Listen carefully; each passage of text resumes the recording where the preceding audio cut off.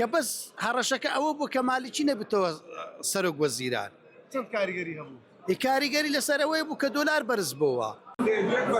بازاڕی دۆلار بە شێوازێکە کەس سەری لێ دەرناچێت ئەوەی لە نێو بازاڕی دۆلار فرۆشانی ئەو لێرەمە و قەرەباڵغی کە هەیە بەردەوام لە ماوەی دوو ڕۆژی ڕابردوو بەرزی و نزمی نرخی دۆلار وای کردووە بازار گرمشتاوە بەخۆی بینێت تاوەکو ئێستاش نازاندرێن نرخی دۆلار چی بەسەردا دەمێت یەکێک لە دۆلار فرۆشانی نێو بازار وەربگرم بزانم هۆکار چیەوە نرخی دۆلار چی بەسەر دێت. سڵاوت لێبێت دەمێت باسی نرخی دۆلارم بۆ بکە.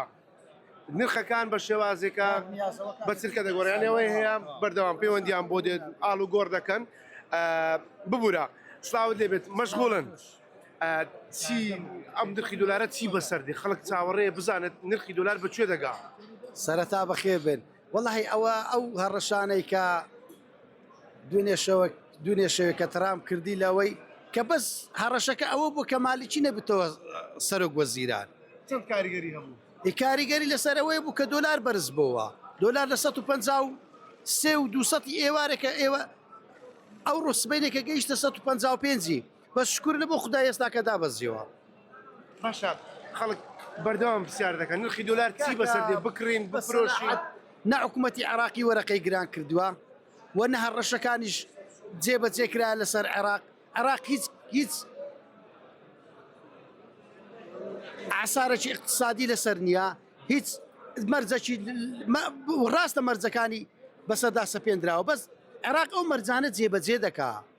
عێراق خۆی نایەتە سەر جێژاوەکی کە تووشی هەزمەشی اقتصادی بی. باشە خۆی دوو ئەگەر هەیە ئەگەر مەرجەکان جێبەجێ نەکات نرخی دۆلار پێشبینی دەکەن تاواکو چەند بڕوە. ئینێ ئەو کاتە کەس ناتوانێت برێ دەگاتە چەند دەڕوا زۆر دەڕوا وەکو ئێران وەکو لوبناان و وەکو سووریامان لێ دێ.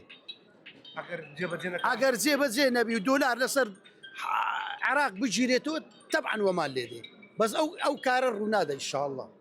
باشە باسیەوەشم بۆ بکە بەردەوام ئەو نرخە لە هەستان و دابەزینە کەس سەری لێ دەرنات تەڵەبەکەی زیاتر هەر دەستی دادەبەز خەڵک زیاتر تەڵەب دەکات بۆ ئێستا چی وا دەکاتن نرخی دۆلار جێگیر بێت بەخوای